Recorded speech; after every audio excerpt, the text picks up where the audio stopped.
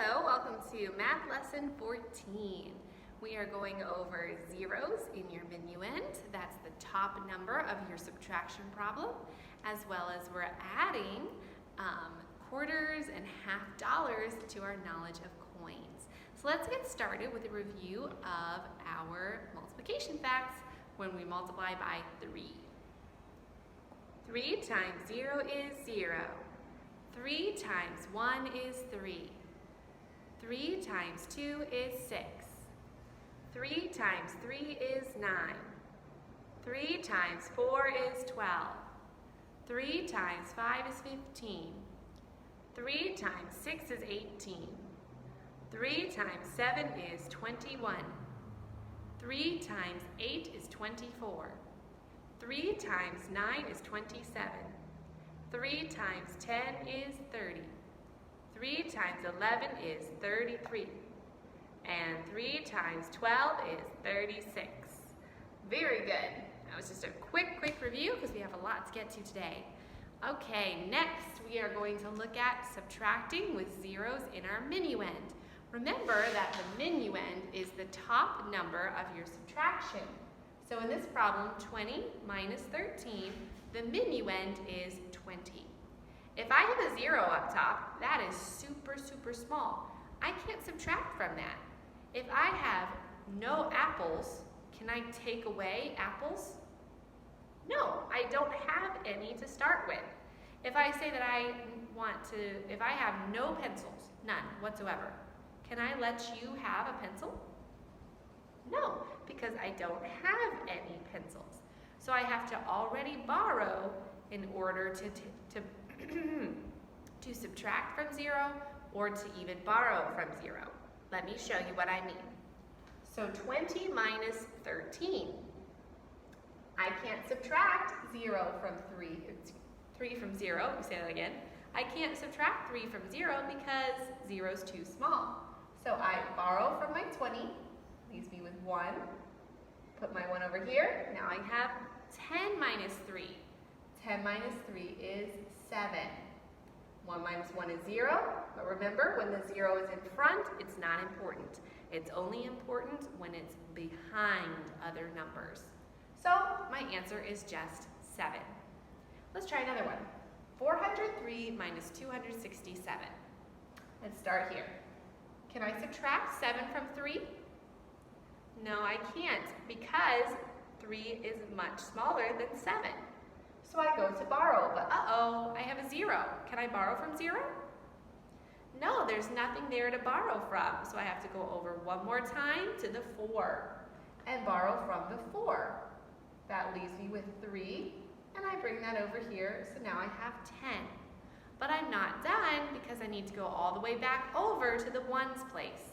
So now that I have 10 here instead of just 0, I'm going to borrow again, and it leaves me with 9. Bring the 1 over here, so now I have 13. Now I can subtract. 13 minus 7 is 6. 9 minus 6 is 3. 3 minus 2 is 1. And that's my answer, 136. Let's try one more. 605 minus 428. Could I subtract 8 from 5? No, it's too small. So I move over to borrow from my 0. But I can't borrow from a 0. I have to move over one more time and borrow from my 6. That leaves me with 5 over here. Bring my 1 over here, and this becomes 10. Now I can borrow from my 10, and it becomes 9. Bring my 1 over here, so I have 15. 15 minus 8 is 7. 9 minus 2 is also 7. 5 minus 4 is 1. Very good. And that's your answer. Let me know if you have any questions about how to do that. I would be happy to help you and give you a few more examples if you need it. Okay, now let's talk about our coins. So the coins we've already learned are, so let me pick these up. Okay, We've already learned the penny. How many cents are in the penny? 1, very good. Then we've learned the nickel. How many cents are in a nickel? 5, excellent. The dime, whoops, the dime. How many cents are in the dime? 10, excellent. So now we're gonna learn the next 2 coins. And this is the last of the coins that we really use in American money. So the next coin is the coin we use a lot. This is the quarter, the quarter. Sometimes the quarter has a picture on it, or sometimes it has an eagle. Either one would be what the quarter looks like. So our first president, George Washington, is on one side, and then we have like a picture or an eagle on the other. A quarter is worth how many cents? 25, very good, 25 cents. So a quarter is 25 cents. So when we count our quarters, we count by 25s. Remember doing that in first grade, those of you who were with me? Let's try it. 25, 50, 75, 100, 125, 150, 175, 200. And you keep going with that pattern. 25, 50, 75, 100, 125, 150, 175, 200, 225, 250, 275, 300. Just like that. And that's how you count your quarters, by 25s. The next one is the half dollar. The half dollar. So if a dollar is 100 cents, how many cents are in a half dollar? Half of 100 is 50. So a half dollar is 50 cents. This is the biggest coin that we have. It's biggest in size and it's biggest in value. 50 cents. So when we count these, we count by 50s. So we count these by 25s. This is a quarter. We count these, see how it's bigger, by 50s. When we count all together, remember you start with the largest valued coin. So we find our largest valued coin. In my group over here, my largest valued coin is going to be the half dollar. So we're going to start with the half dollar. Then we'll go to any quarters, then dimes, then nickels. Let's get started.